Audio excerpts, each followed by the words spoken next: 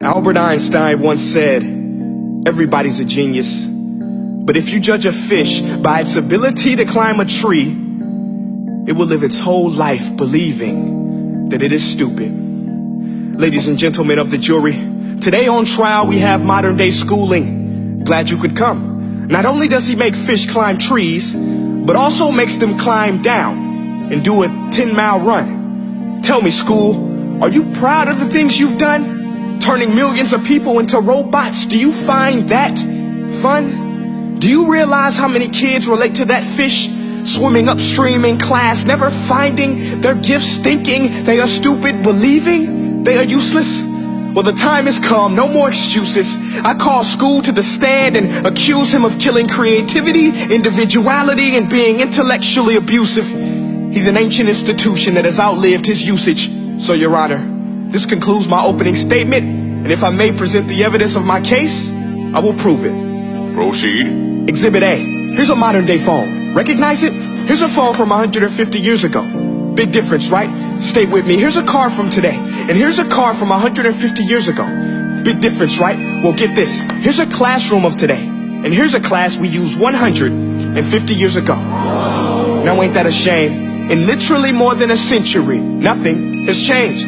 Yet you claim to prepare students for the future? But with evidence like that, I must ask, do you prepare students for the future or the past? I did a background check on you and let the record show that you were made to train people to work in factories, which explains why you put students in straight rows, nice and neat, tell them sit still, raise your hand if you want to speak, give them a short break to eat, and for 8 hours a day tell them what to think. Oh, and make them compete to get an A letter which determines product quality, hence grade A of meat. I get it. Back then, times were different. We all have a past. I myself am no Gandhi. But today, we don't need to make robot zombies. The world has progressed. And now we need people who think creatively, innovatively, critically, independently, with the ability to connect. See, every scientist will tell you that no two brains are the same. And every parent with 2 or more children will confirm that claim. So please explain why you treat students like cookie cutter frames or snapback hats, giving them this one-size-fits-all crap. Watch your language. Sorry, Your Honor, but if a doctor prescribed the exact same medicine to all of his patients, the results will be tragic. So many people will get sick, yet when it comes to school, this is exactly what happens. This educational malpractice, where one teacher stands in front of 20 kids, each one having different strengths, different needs, different gifts, different dreams, and you teach the same thing the same way? That's horrific. Ladies and gentlemen, the defendant should not be acquitted. This may be one of the worst criminal offenses ever to be committed.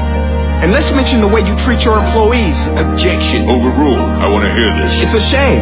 I mean, teachers have the most important job on the planet, yet they're underpaid?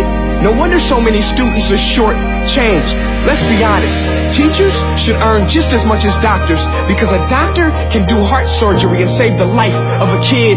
But a great teacher can reach the heart of that kid and allow him to truly live. See, teachers are heroes that often get blamed, but they're not the problem. They work in a system without many options or rights. Curriculums are created by policymakers, most of which have never taught a day in their life. Just obsessed with standardized tests. They think bubbling in a multiple choice question will determine success. That's outlandish. In fact, these tests are too crude to be used and should be abandoned, but don't take my word for it. Take Frederick J. Kelly, the man who invented standardized testing, who said, and I quote, "These tests are too crude to be used and should be abandoned." Ladies and gentlemen of the jury, if we continue down this road, the results will be lethal. I don't have much faith in school, but I do have faith in people.